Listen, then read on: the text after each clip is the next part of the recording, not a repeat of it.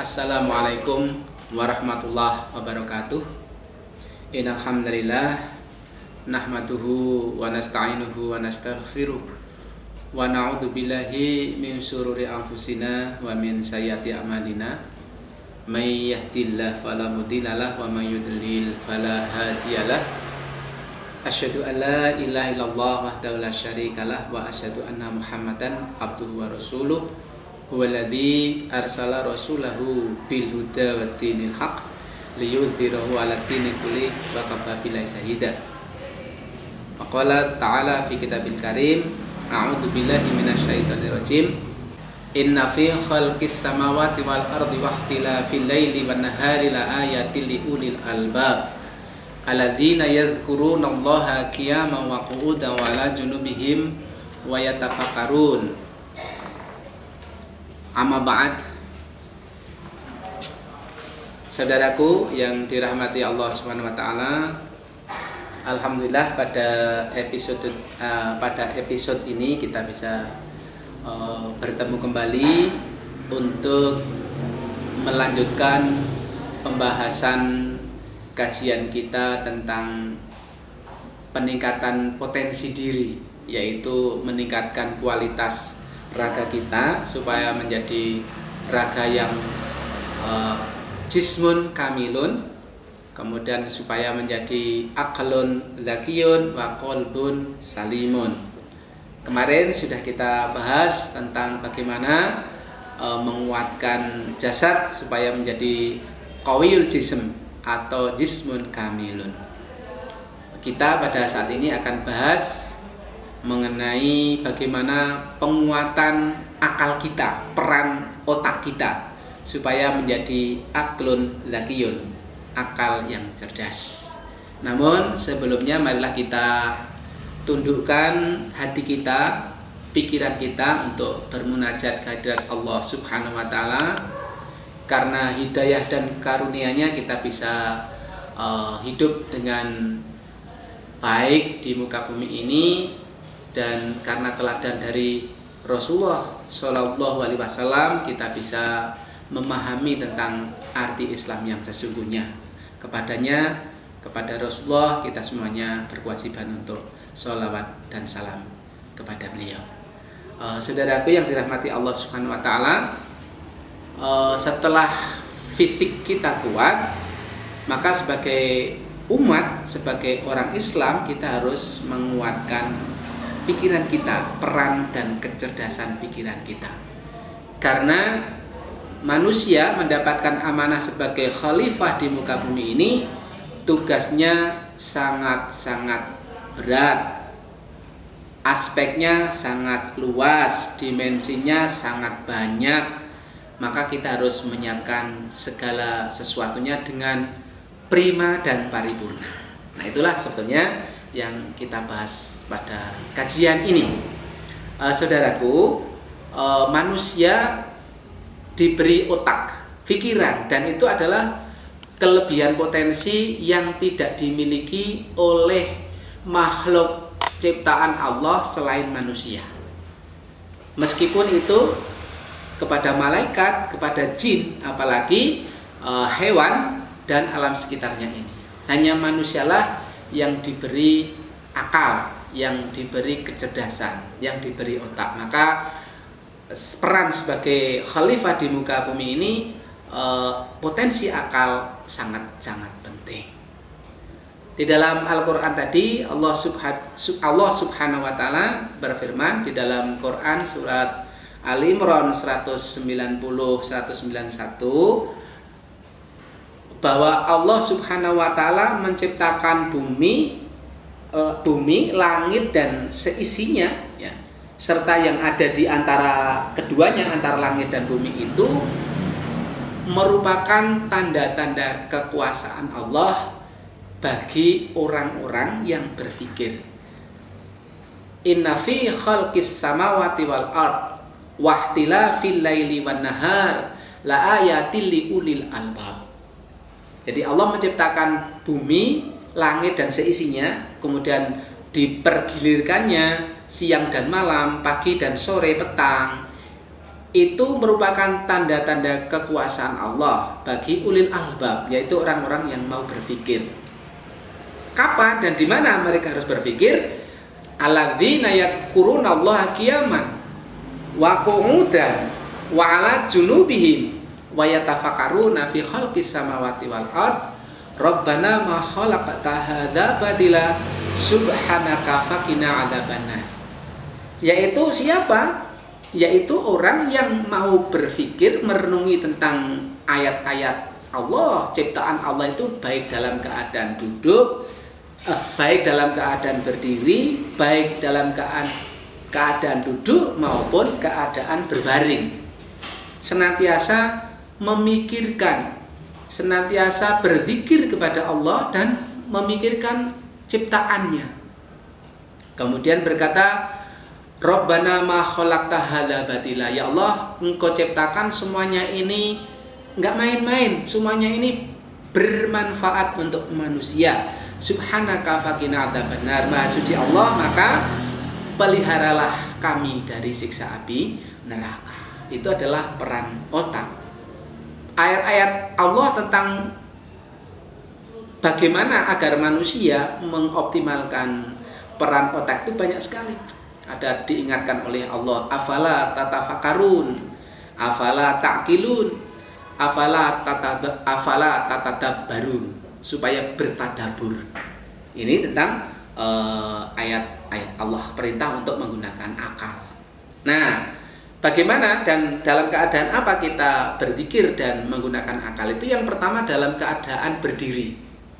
Dalam keadaan berdiri itu, kalau guru mungkin sedang mengajar, dosen sedang mengajar, guru dan dosen sedang mengajar, mencerdaskan mahasiswa dan murid-muridnya, memberikan motivasi dan dorongan agar kita senantiasa memaksimalkan peran otaknya. Kemudian bagaimana kita mengoptimalkan dengan diskusi, dialog, silaturahim, eksplorasi, ya, melalang buana, itu adalah dalam keadaan berdiri. Kita sambil berpikir, kemudian ketika kita melihat bintang, matahari, kemudian ayatnya tentang wan najmi idza hawa illa wahyu yuha, kepada bulan, ketika melihat bulan, ketika melihat matahari asam wasamsi waduhaha, semuanya itu adalah tanda-tanda kekuasaan Allah dari ciptaannya supaya kita bertadabbur, memahami. Semisal Allah hanya membuat waktu dalam sehari ini, misalnya satu waktu, siang saja, atau mungkin malam saja, sore saja, pagi saja, itu bisa jadi manfaatnya kurang bagi manusia. Coba kita bisa bayangkan kalau Allah itu menciptakan waktu hanya siang, bertepatan dengan pukul 12, di mana matahari itu boleh dikatakan tepat di atas kepala kita. Bagaimana rasa dunia ini? Tentu akan panas, akan pengap, semuanya akan mudah kering seperti kemarau panjang. Tapi justru Allah mempertukarkan, mempergilirkan siang, malam, pagi dan sore itu, di samping merupakan kehendak Allah, itu ada manfaatnya, banyak hikmahnya untuk manusia dan makhluk yang ada di bumi ini. Juga itu sebagai wahana untuk kita mempelajari, mencermati. Nanti kaitannya dengan iklim, dengan musim, ya, dengan temperatur udara, dengan bagaimana nanti supaya ada musim tanam, kemudian melakukan eksplorasi dan lain sebagainya. Itu pertanda bagi kita apabila kita mau menggunakan akal. Kemudian pada sisi yang lain, misalnya dalam keadaan duduk. Ketika kita dalam keadaan duduk, dalam arti mungkin kita sedang musyawarah tentang bagaimana kita meningkatkan peran otak kita. Juga dalam arti ketika kita duduk melakukan uji laboratorium tentang manfaat-manfaat ilmu yang belum tergalikan atau belum dimaksimalkan. Kemudian penelitian-penelitian. Nah, semuanya itu kita ketika duduk itu jangan sampai lepas pikiran kita itu terhadap kekuasaan Allah Subhanahu wa taala. Jadi duduknya seorang kiai di hadapan santri-santrinya. Kemudian melingkarnya seorang budayawan kepada seniman-seniman lainnya. Itu adalah dalam lingkaran-lingkaran duduk. Dan ketika kita dalam keadaan wala junubihim, dalam keadaan berbaring ketika sedang sendirian, maka kita bermuhasabah, bertadabur tentang diri kita dan lingkungan kita. Tentang lingkungan kita misalnya ketika kita berbaring, ya Allah, sejak dari tadi saya bangun tidur, kemudian saya melakukan aktivitas sehari-hari ini, sampai saya mau tidur ini, sebetulnya hal-hal positif apa yang sudah saya lakukan? Hal-hal apa yang oleh Allah dikategorikan sebagai ibadah, sebagai amal soleh, kebajikan yang itu berimbas positif kepada kita sendiri maupun kepada orang lain. Kemudian bertadabur tentang dirinya dalam keadaan berbaring. Ya Allah, sungguh apabila amaliyah saya sejak dari bangun tidur mau menjelang tidur ini, timbangan kebaikannya sama dengan keburukannya, saya tergolong orang yang rugi. Apalagi timbangan keburukannya lebih berat, maka saya termasuk orang yang dolim, yang menganiaya diri. Maka kita selalu berdoa kepada Allah agar timbangan kebajikan dalam amal keseharian ini kita selalu baik. Dengan demikian kita pantaslah kalau kita itu berharap ketika kita berinvestasi kebaikan-kebaikan dalam tiap hari ini, berarti kita layak kalau kita itu mendapatkan rahmat dan kasih sayang Allah, dan kita berharap ampunannya, dan kita berharap surganya, maghfirahnya. Itu wajar. Dan ketika kita melihat tentang potensi diri, ya, bagaimana Allah Subhanahu wa taala menciptakan organ tubuh kita ini masing-masing berfungsi, berpotensi sebagaimana fitrahnya, sebagaimana sunatullah. Misalnya hidung kita itu untuk mencium aroma-aroma sehingga kita bisa membedakan mana itu yang harum, wangi, dan mana itu yang busuk, yang bau-bau apalah dalam istilah-istilah yang dipahami oleh masyarakat. Tanpa kita merasa kapan kita merawat potensi fungsi hidung kita. Kemudian mata kita senantiasa berfungsi tanpa kita juga berkontribusi terhadap peran mata untuk berkedip. Andai kata mata kita seperti mesin ciptaan manusia, berapa kali kita harus memberikan oli, ganti, tune up, dan lain sebagainya. Semuanya itu karena kekuasaan Allah Subhanahu wa taala. Telinga kita, hidung kita, termasuk yang perlu kita gunakan pakai akal kita adalah Allah menciptakan organ kita itu ada yang tumbuh, misalnya rambut, kuku, termasuk gigi kita itu tumbuh. Tetapi karena kekuasaan Allah lah, sehingga Allah menjadikan rambut kita itu tumbuh dan bisa memanjang. Kuku tangan kita itu bisa tumbuh dan bisa memanjang. Gigi kita ini pernah tumbuh, tetapi Allah takdirkan tidak memanjang sampai batas seukuran sebagaimana semestinya. Itu juga atas karunia Allah Subhanahu wa taala. Jadi Allah Subhanahu wa taala menciptakan apa yang ada di langit dan di bumi ini sudah dalam bentuk seimbang, serapi-rapinya, sesuai dengan potensinya, dan bisa dimaksimalkan bagi orang-orang yang memiliki kemauan untuk mengoptimalkannya. Allah Subhanahu wa taala berfirman di dalam Al-Furqan, wa khalaqa kulla shay'in faqaddarahu taqdira. Jadi Allah sudah mentakdirkan, Allah sudah memberikan sunatullahnya kepada ciptaannya, baik itu makhluk hidup maupun alam sekitarnya itu teratur. Bagaimana matahari, kemudian bagaimana bumi berkeliling mengelilingi matahari, bagaimana bulan berkeliling mengelilingi bumi dan matahari. Itu semuanya sudah dalam ketentuan Allah Subhanahu wa taala. Dan dari peristiwa itu kita bisa mengetahui tahun, bisa mengetahui bulan, bisa mengetahui perubahan iklim dan lain sebagainya. Dan terlebih pada bulan.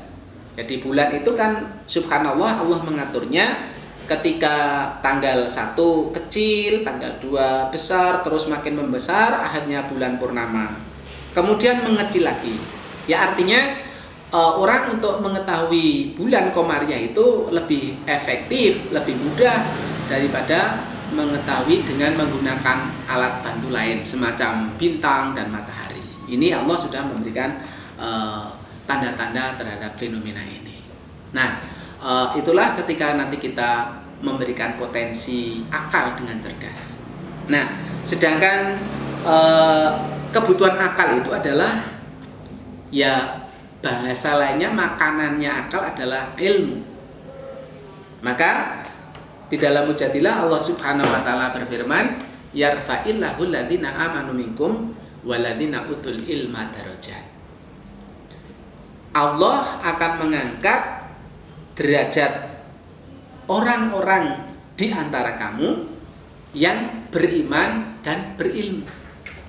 Nah, maka iman dan ilmu itu muaranya adalah juga di akal kita, di kecerdasan kita. Jadi orang yang beriman menggunakan akalnya akan lebih banyak manfaatnya daripada orang beriman hanya sekedarnya. Jadi keimanan seseorang yang dibarengi dengan ilmu dan keyakinan yang maksimal itu akan lebih baik, lebih positif. Nah, ini yang pentingnya iman dan ilmu. Jadi orang yang akan diangkat derajatnya oleh Allah itu orang yang beriman dan memiliki ilmu. Bahkan Allah Subhanahu wa taala memberikan derajat itu tidak hanya bagi orang iman, kepada orang yang belum iman atau tidak beriman, selagi dia memiliki potensi, selagi dia melakukan sesuatu, dia berinvestasi sesuatu, dia punya keahlian tertentu, dia menemukan sesuatu, derajatnya akan diangkat oleh Allah Subhanahu wa taala. Semisal ada orang Jepang yang waktu-waktunya itu sering digunakan untuk berdiri di pinggir pantai, mencatat kecepatan angin, curah hujan, tinggi gelombang. Itu akhirnya namanya diabadikan dalam sebuah peristiwa. Jadi ketika ada tinggi gelombang yang luar biasa itu, kita lazim mengatakan itu ada tsunami. Nah, sebetulnya nama tsunami itu ya dari penemunya orang Jepang yang memang dia fokus memperhatikan peristiwa-peristiwa itu. Sama ketika dulu yang menemukan ilmu matematika itu namanya aljabar. Nah, ketika saya kecil pelajaran matematika itu namanya masih aljabar. Nah, dalam bahasa Romawi ditulis dengan algebra. Ya. Jadi aljabar itulah yang menemukan matematika, tetapi tidak hanya sebatas angka. Aljabar sampai kepada memberikan pemahaman yang lebih jauh. Misalnya ada hukum ya plus minus kali bagi. Jadi ini pelajaran yang luar biasa. Nah, kemudian juga ada orang yang menemukan bohlam lampu listrik. Ya, itu meskipun dia bukan orang beriman, tapi karena memiliki ilmu maka Allah mengangkat derajatnya. Sampai sekarang orang kalau mau beli bola lampu, ya itu pasti akan bertanya yang berapa watt. Nah, karena memang yang diabadikan nama penemunya yaitu James Watt. Itulah peran akal. Nah, hadirin yang dirahmati Allah Subhanahu wa taala, bagaimana nanti kita akan mengoptimalkan akal ini. Kemudian Rasulullah juga bersabda, man arada dunya fa'alai bil ilmi wa man aradal akhirah fa'alai bil ilmi wa man aradahuma fa'alai bil ilmi. Barang siapa yang ingin menggapai kemuliaan, kejayaan, kesuksesan di dunia, maka bekalnya adalah ilmu. Dan barang siapa yang ingin meraih kebahagiaan, keselamatan, tempat kembali yang baik, yaitu akhirat, maka bekalnya adalah ilmu. Waman aradahuma, dan barang siapa yang ingin menggapai dua-duanya, dunia dan akhirat, dua dimensi itu, maka bekalnya adalah ilmu. Karena itu, saudaraku, bagaimana kita mengetahui sejatinya? Dengan kata lain, memang hakikatnya ilmu itu dibagi dua. Jadi ilmu tentang keduniaan. Jadi bagaimana dengan ilmu itu kita bisa mencapai kebahagiaan, kemuliaan, bisa eksis di dunia, yaitu semuanya ilmu. Allah sudah menurunkan ilmu itu. Kalau toh ada orang itu bukan menciptakan ilmu, tetapi menemukan ilmu yang sudah ada di bumi ini. Nah, dan yang kedua adalah ilmu tentang akhirat. Jadi kalau orang yang beriman itu kan mengakui ada dua aspek kehidupan, yaitu dunia dan akhirat itu, maka akhirat itu adalah lebih penting. Karena Allah Subhanahu wa taala di dalam banyak Al-Qur'an itu menekankan pentingnya akhirat. Dan jangan melupakan kepentingan tentang dunia. Jadi barang siapa yang ingin menggapai kemuliaan di akhirat itu, maka gapailah dengan sekuat tenaga dan semaksimal mungkin, tetapi jangan mengabaikan kepentingan dunianya. Inilah sebetulnya hal yang penting bagi kita agar kita ini sebagai manusia menggunakan potensi akal itu tidak hanya sebatas cerdas. Jadi kecerdasan itu ada kecerdasan yang sifatnya ansih untuk otak, bukan. Jadi cerdas itu dalam bahasa agama itu sampai kepada basiroh. Basiroh itu sampai pemahaman yang sempurna, yang paripurna. Jadi semua aspek itu akan terpelajari dan terjawabkan. Itulah adalah kecerdasan yang sampai kepada basiroh. Jadi kecerdasan otak sampai mendapatkan predikat basiroh di hadapan Allah Subhanahu wa taala. Nah, inilah beberapa hal yang mesti kita perhatikan, bagaimana kita mencerdaskan akal. Nah, caranya mencerdaskan akal, asupannya adalah kita senantiasa belajar, kemudian membaca yang tersurat di dalam Al-Quran, di dalam hadis Rasulullah, yang ditulis oleh para fuqaha, ahli fikih, yang ditulis oleh para pakar, itu kita membaca secara tersurat. Dan kita membaca yang tersirat, yaitu di dalam ayat-ayat Allah yang masih sifatnya itu mutasabihat, yang kadang-kadang ketika bicara tentang alam, ya kita kembali ketika Allah berfirman tentang an-najm, bintang, al-qamar, matahari, ketika bicara tentang al-qamar, bulan, ketika bicara dengan an-nahar, matahari, itu adalah kita harus kembali ke sana. Maka lahirlah di situ misalnya ilmu perbintangan yang sangat populer, terkenal, yaitu Ibnu Rushd, yang oleh kalangan barat dikenal sebagai Averroes.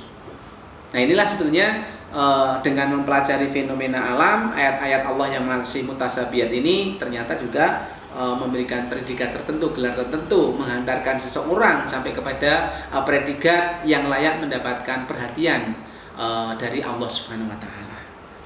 Nah, kemudian membaca, mentadaburi ayat Al-Quran, sunnah, dan kitab, serta karya-karya siapapun yang memang secara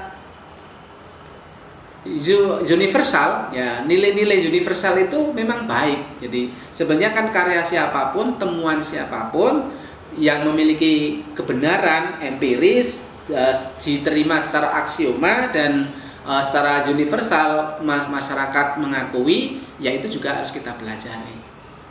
Memang sebagai seorang muslim kita harus menyadari bahwa dulu dalam kesejarahannya, dalam sejarahnya kita pernah gemilang, artinya memimpin peradaban dunia. Tapi sekarang mau tidak mau kita harus banyak belajar, meningkatkan keilmuan, kemampuan akal kita supaya kita bisa mengejar ketertinggalan dari kemajuan-kemajuan negara maju ya barat yang diwakili oleh Eropa dan Amerika. Nah, ini yang penting kita lakukan. Jadi generasi muda sebagai seorang muslim kita harus menyadari akan hal ini, bahwa pada kurun akhir-akhir ini memang kita mengalami kemunduran. Mudah-mudahan jangan merupakan sebagai keterpurukan yang lama bagi umat Islam. Jangan sampai kita tidur lama, kita segera bangun, kita segera bangkit, kita optimalkan peran kecerdasan kita, peran otak kita, karena di dalam Al-Quran kita ketemukan ayat yang memerintahkan supaya kita itu mengangkasa. Bahkan silakan kita menembus langit kalau memang mampu. Namun perlu kita sadari bahwa ilmu yang kita kuasai itu tujuannya adalah untuk satu, membenarkan tentang ayat-ayat Allah yang masih mutasabihat itu, tujuannya agar manusia itu semakin bisa memanfaatkannya, dan kemudian kita bertambah zikirnya. Jadi kita itu semakin bertambah zikir kepada Allah Subhanahu wa taala karena ciptaannya. Saudaraku yang dirahmati oleh Allah Subhanahu wa taala, itulah kajian tentang bagaimana kita mengoptimalkan, memaksimalkan peran otak kita supaya otak kita itu menjadi cerdas berpikir yang akan memberikan kontribusi bagi kemajuan, bagi kemaslahatan manusia, bagi kehidupan, dan bagi generasi yang akan datang. Mudah-mudahan kajian ini banyak manfaatnya, dan silahkan para pendengar, para pemirsa semakin menambahi apa yang kurang dari yang saya sampaikan itu agar semakin lebih baik. Dari saya tentu sebagai manusia banyak kekurangannya, juga banyak kesalahannya. Oleh karenanya saya beristighfar kepada Allah Subhanahu wa taala, astaghfirullahaladzim. Mudah-mudahan kekurangan, khilaf dan salah saya diampuni oleh Allah Subhanahu wa taala. Dan apabila ada benar dan manfaatnya, ya karena kita sandarkan semuanya kepada Allah Subhanahu wa taala. Semoga bermanfaat. Saya akhiri. Assalamualaikum warahmatullahi wabarakatuh.